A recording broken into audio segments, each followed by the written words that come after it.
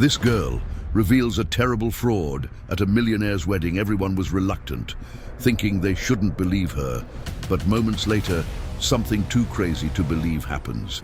Comment giving a rating from 0 to 10 for my story. Your opinion is very important, and subscribe to my channel to support my work. I'm counting on your help. The scream sliced through the humid afternoon air like a razor, echoing through the quiet streets of Savannah, Georgia, at precisely 3 p.m. The widowed businessman, 52, nearly spilled his coffee as he recoiled from the window of his luxurious condo. It was always at the same time, always with the same desperate intensity. For 3 weeks straight, that sound had been coming from the old Victorian house across the street, a faded yellow structure with peeling teal shutters that clashed starkly with the sleek modernity of his building. "Must be a kid throwing a tantrum," he muttered to himself, adjusting his tie before returning to his work. As the owner of the largest construction firm in the region, he was used to solving complex problems, but he preferred to stay away from other people's dramas, especially after 5 years of living alone. Ever since he lost his wife on a rainy night, he preferred not to remember.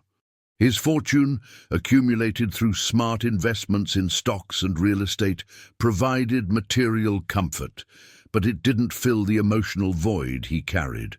Across the street, inside the Victorian house, the 4-year-old girl curled up in the corner of the kitchen, her young mind unable to understand why her aunt hated her so much.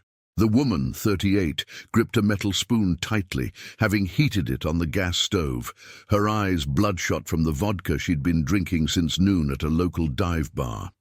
"You're a plague on this house," the aunt hissed, her voice slurred from the alcohol. "Because of you, my sister is gone. Because of you, I lost everything."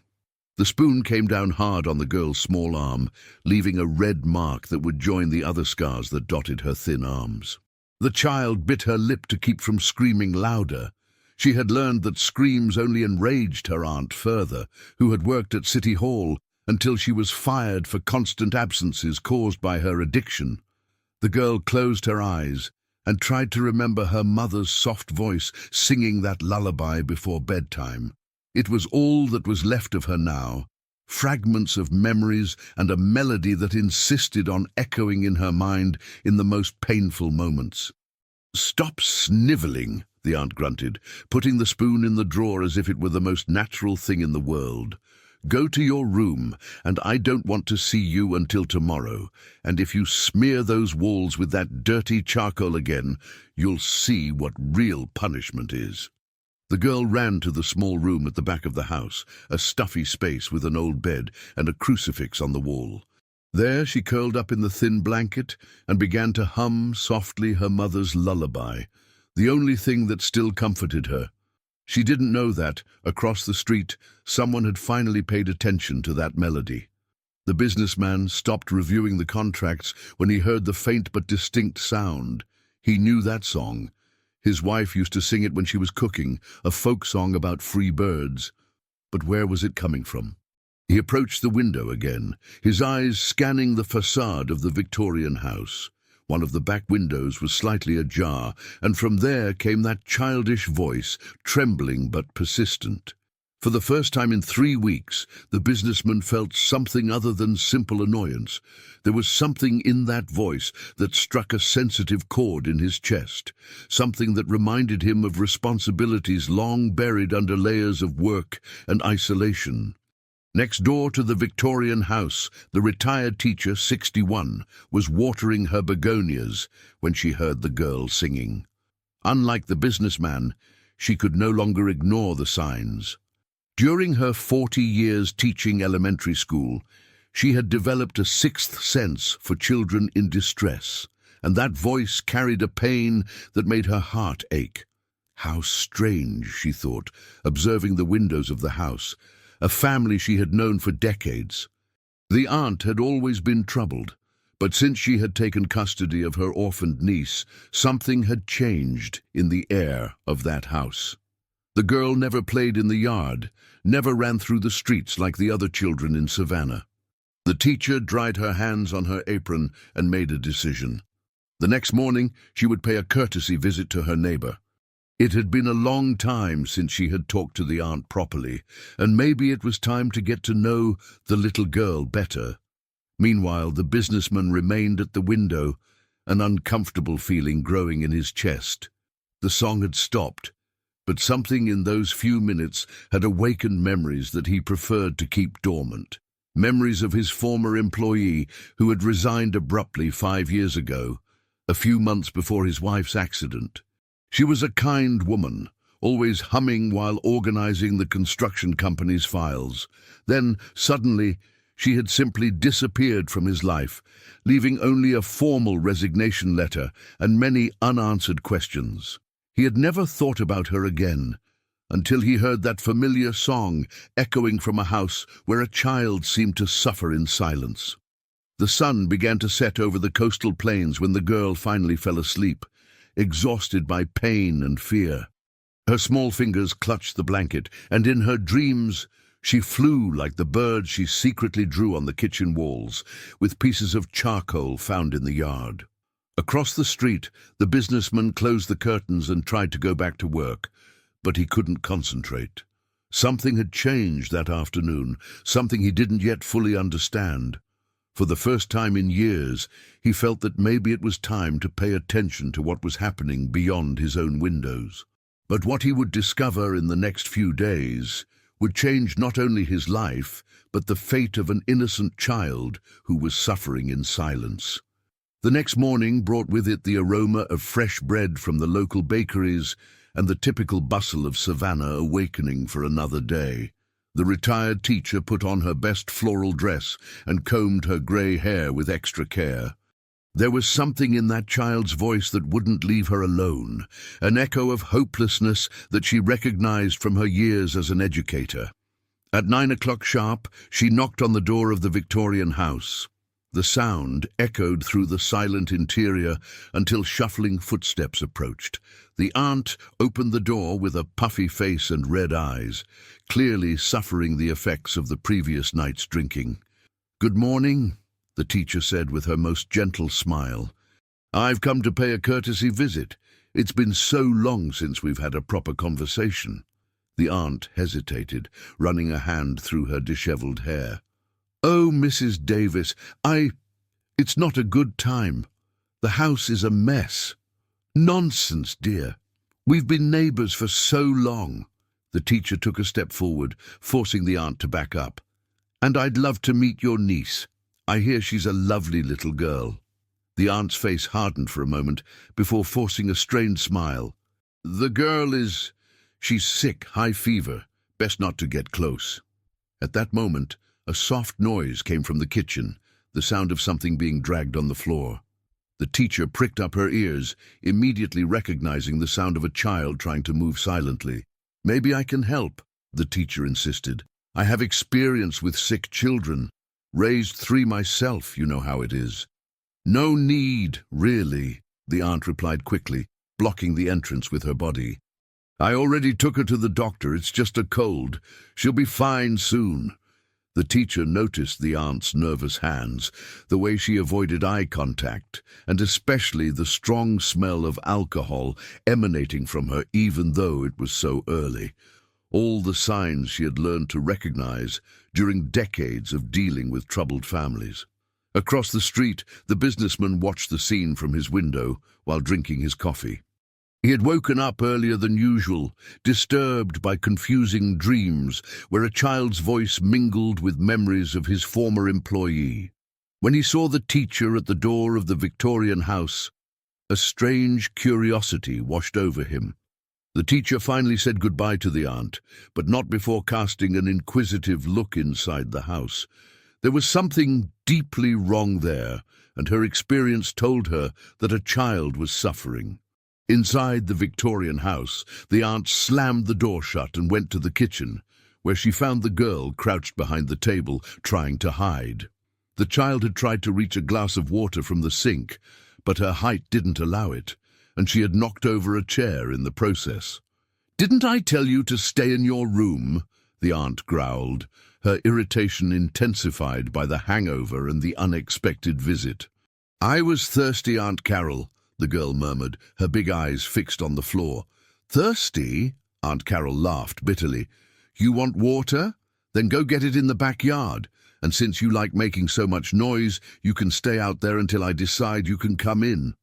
The girl went out to the small backyard, a space surrounded by high walls and dominated by a single oak tree. There she sat on the ground and began to draw with a piece of charcoal she had found near the fire pit. It was always birds, small, big, some flying, others perched on imaginary branches. Each stroke represented her dream of freedom, of flying away from that house where pain was her only constant companion. The hours passed slowly. Aunt Carol had locked the back door, leaving the girl in the yard under the hot midday sun. The child began to feel dizzy, but she knew that knocking on the door would only result in more punishment. So she began to sing softly her mother's lullaby, the melody being her only source of comfort. It was this melody that reached the businessman's ears again. This time, he couldn't ignore it. There was something too familiar in that voice, in that specific song. He picked up his cell phone and, almost without thinking, began to record.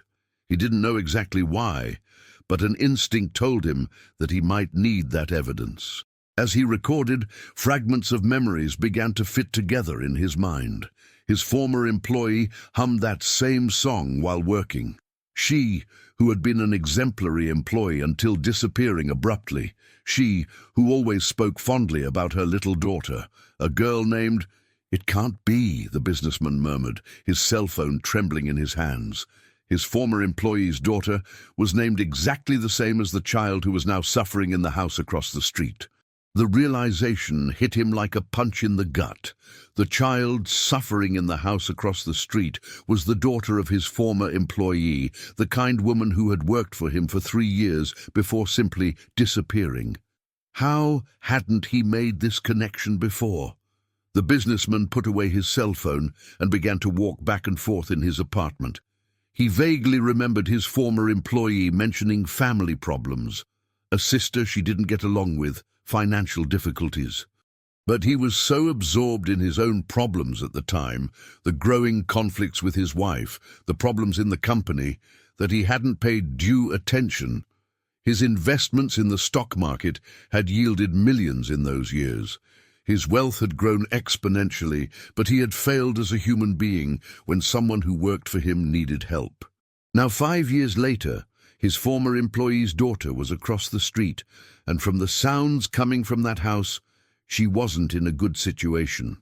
The guilt he carried for the loss of his wife multiplied, now including the regret for not having helped when she clearly needed it. At 3 o'clock in the afternoon, punctually, the screams started again. This time, the businessman didn't turn away from the window. He watched with growing horror as through the kitchen window of the Victorian house, he saw a female silhouette moving aggressively. He picked up his cell phone again and began to record, this time with more determination. What he saw through the screen made him nauseous. Aunt Carol was holding something in her hands. It seemed to be a kitchen utensil, and gesturing violently towards a small figure that he could barely distinguish. The girl's screams echoed through the afternoon, and this time the businessman couldn't pretend they were just childish tantrums. When the silence returned, he remained at the window for a few more minutes, his heart pounding in his chest. He had just witnessed something that would change everything. The question now was, what would he do with this information?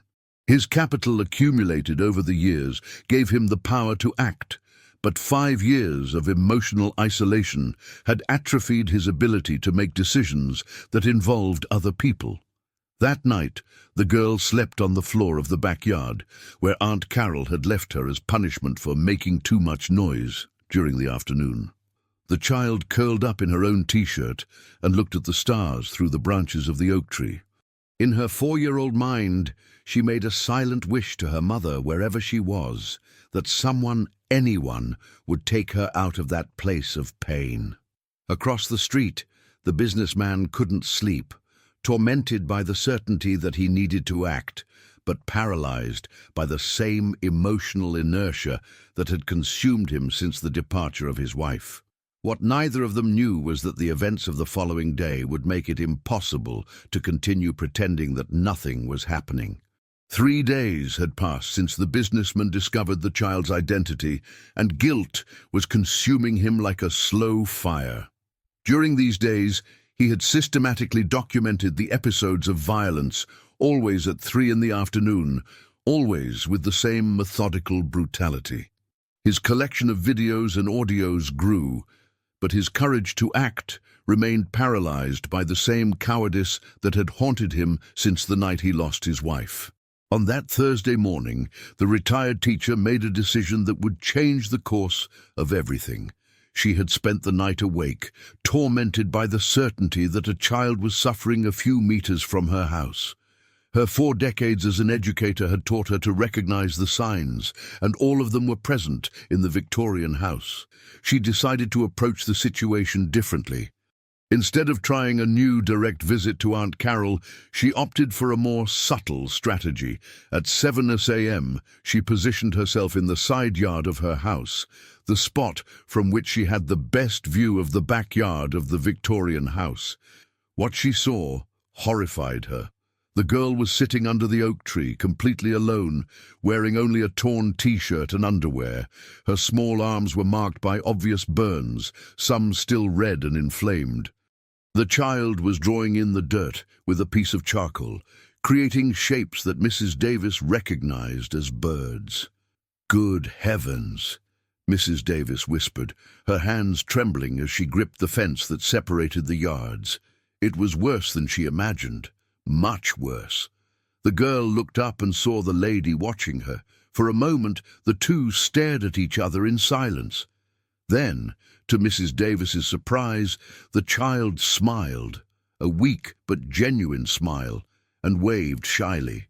"Hi, Granny," the girl said in her tiny voice, using the affectionate term she gave to all elderly ladies. "Hello, sweetheart," Mrs. Davis replied, struggling to keep her voice steady. "Are you all right?" The girl glanced quickly at the windows of the house before answering. "I'm fine. I'm just drawing birdies." "That's nice. Do you like birds?" "I like them a lot. They can fly wherever they want," the child replied, her big eyes shining with a sadness that broke Mrs. Davis's heart. At that moment, Aunt Carol's harsh voice echoed from inside the house. "Where are you, girl?" The terror that instantly took over the child's face said everything Mrs. Davis needed to know.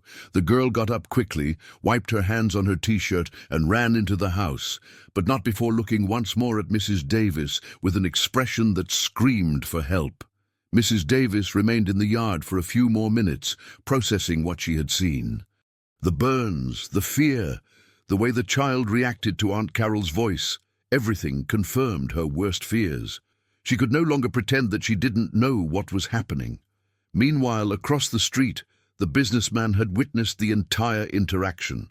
Through his window, he could see the yard partially, and the sight of the marks on the girl's arms made him sick. For the first time in 5 years, he felt genuine fury burning in his chest. His former employee had trusted him in some way. Even if indirectly, even if he didn't know it at the time, she had left her daughter in the care of a family that lived in the same town where he lived. And now this child was being tortured while he watched from his comfortable window, paralyzed by his own cowardice. At 11 a.m., Mrs. Davis made a courageous decision. She put on her best business casual outfit, picked up a tray of homemade cookies she had prepared as a pretext, and headed again to the Victorian house. This time, she wouldn't take no for an answer. Aunt Carol answered the door reluctantly, clearly annoyed by the neighbor's persistence. "Mrs. Davis, I already told you that it's not a good time." "Dear, I brought some cookies that I made yesterday," Mrs. Davis interrupted firmly. "And I insist on getting to know the little one better. As old neighbors, it's our duty to support each other." Before Aunt Carol could protest, Mrs. Davis had already entered the house, using all the authority that decades of classroom teaching had given her. The interior of the Victorian house was dark and smelled of mold mixed with alcohol. Old and poorly maintained furniture occupied the living room, and there was a heavy atmosphere that made the air seem difficult to breathe. "The girl is sleeping," Aunt Carol lied, blocking the way to the back of the house. "That's a shame. Maybe another time then," Mrs. Davis said, but her experienced eyes had already catalogued several disturbing details. Dark stains on the kitchen floor that seemed to have been poorly cleaned, a metal spoon left on the stove, and especially small charcoal drawings on the walls that had clearly been made by a child.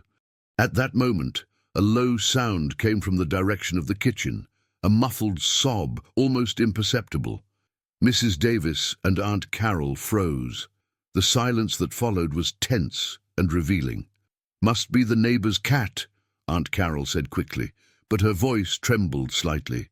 Mrs. Davis smiled and nodded, but she had decided that she had seen enough. "Well, I'll let you rest then. But remember that I'm always here next door if you need anything. Anything at all." The tone of Mrs. Davis made it clear that it wasn't just a casual offer of help. It was a subtle but direct warning. After Mrs. Davis left, Aunt Carol locked the door shut and went to the kitchen, where she found the girl curled up behind the gas stove, trying to hide. The child had cried when she heard Mrs. Davis's gentle voice, remembering the kindness she had once known. "You were making noise," Aunt Carol accused, her eyes already shining with the familiar fury.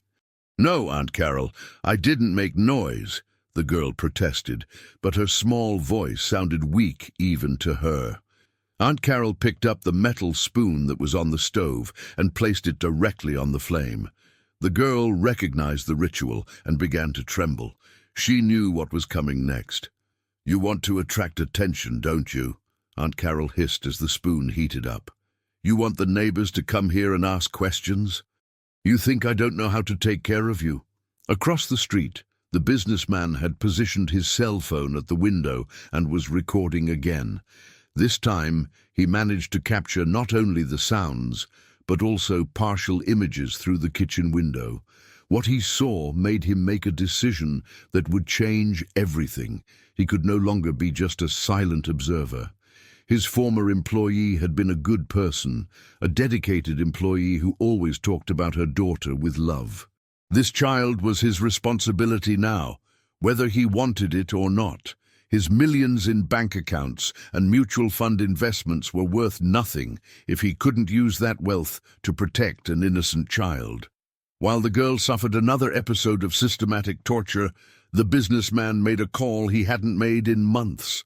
He called his personal lawyer and old college friend, Mr. Harrison. "I need your help with a delicate situation," he said, watching through the window as the girl's screams echoed through the afternoon. "It's about a child, and I think it may be a matter of life." That night, after Aunt Carol passed out drunk on the living room sofa, the girl managed to slip silently into the backyard. Her new burns stung, but the physical pain was less than the pain in her heart. She sat under the oak tree and looked at the stars, humming softly her mother's lullaby. What she didn't know was that, for the first time in months, someone was truly paying attention to her suffering, and that, in the coming days, her life would change in ways she couldn't even imagine. But before help arrived, she would have to endure the worst punishment that Aunt Carol had ever planned. Mr. Harrison arrived at the businessman's apartment on Friday morning with a grave expression on his face. The two men had been classmates at university nearly 3 decades ago, and Mr. Harrison knew well the emotional isolation that his friend had built after the loss of his wife. Therefore, the urgent phone call the night before had surprised him so much. "I need you to tell me exactly what's going on," Mr. Harrison said, sitting down in the spacious living room of the apartment. "You spoke about a child in danger, but I need details." The businessman poured coffee and stood by the window, the spot that had become his obsession in recent days. "The girl who lives in the house across the street is the daughter of a former employee of mine. She is being mistreated by the aunt who is taking care of her." "Mistreated how?" Mr. Harrison asked, taking a notepad from his briefcase. "Burns, daily screams, neglect." The businessman paused, struggling with the words. "I have recordings, evidence of what is happening." Mr. Harrison was silent for a moment, processing the information. "This is very serious. If you have evidence of child abuse, you need to contact Child Protective Services immediately." "I know," the businessman replied, running his hands over his face. "But there's something more. My former employee worked for me for 3 years. She left abruptly in 2019, a few months before my wife's accident. I never understood why, but now you feel responsible," Mr. Harrison finished, understanding the emotional complexity of the situation. The businessman nodded. "If I had paid more attention at the time, maybe I could have helped. Maybe she wouldn't have needed to leave her daughter with this woman." At that moment, the familiar sound of screams echoed from the house across the street, even though it was only 9 in the morning. Both men turned to the window, and Mr. Harrison could see the expression of anguish on his friend's face. "Does this happen every day?" he asked, horrified. "At 3 in the afternoon, religiously, but sometimes also at other times," the businessman replied, picking up his cell phone. "Do you want to see the recordings?" Mr. Harrison watched the videos in growing silence, his face paling with each scene. As a specialist in family law, he had seen many cases of child abuse, but something in the systematization of that violence disturbed him deeply. "We can't wait any longer. I need you to give me all these recordings today. I will contact Child Protective Services and the district attorney's office. This child needs to be removed from that house immediately." While the two men planned the intervention, across the street, the girl lived another day of terror. Aunt Carol had woken up with a particularly severe hangover and discovered that there was no more alcohol in the house. Her irritation multiplied when she found new drawings of birds that the girl had made on the kitchen wall during the night.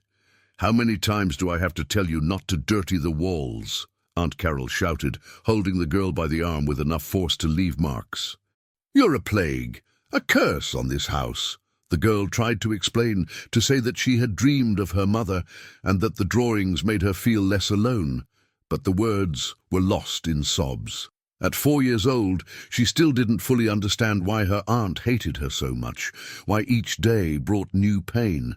"You're going to be locked in the room until I decide what to do with you," Aunt Carol continued, pushing the child down the hallway.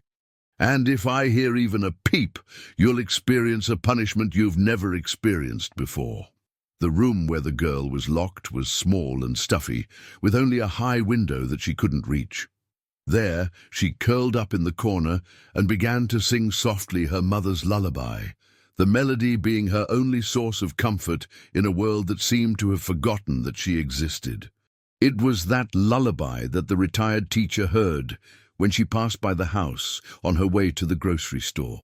The educator had spent the entire night thinking about the conversation with the girl in the yard, about the marks she had seen on the child's arms, about the atmosphere of fear that permeated that house. Mrs. Davis stopped in front of the gate and listened. The girl's voice was weak, but loaded with a sadness that made Mrs. Davis's heart break.